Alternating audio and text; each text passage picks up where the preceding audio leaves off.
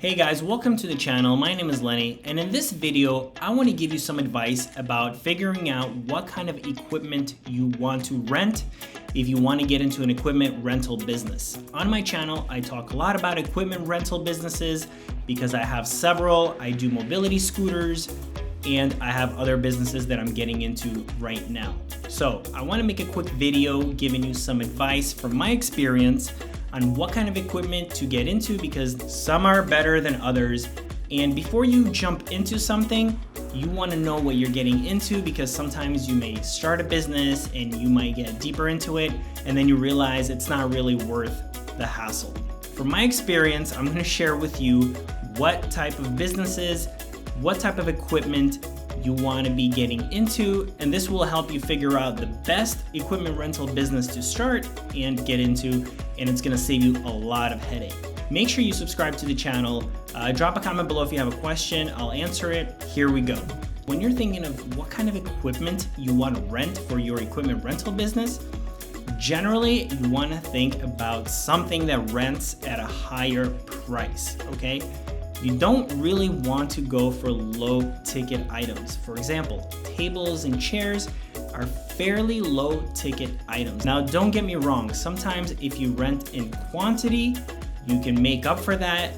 But generally, these are low ticket items, and most of the time, you'll be going out and doing the work for very little money. So when you're thinking of what kind of equipment you want to rent, think of big ticket items, things that people will pay a much higher daily rate for. Think of all the things that go into running the business and delivering and picking up and servicing and cleaning and all that kind of stuff, and make sure it's worth it for you. It's better to find something that you can charge several $100s a day for than something that's like $30 a day. And even if you have less rentals for that one big item, eventually the price will make up for the quantity of jobs. And you don't necessarily want more jobs, you want better jobs. One good job once in a while is better than you running around every single day doing multiple jobs just to make a little bit here and a little bit there.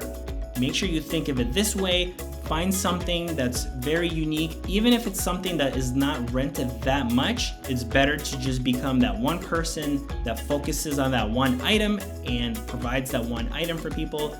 And eventually your business will grow and you'll be a lot happier. Also, another thing to consider is how many pieces of this equipment people will generally rent. So sometimes people will rent one piece of equipment and sometimes people will rent multiples. So you have to think about that as well. For example, lights, sometimes people will rent multiple lights because they just need it all throughout an event, whatever it is they're doing.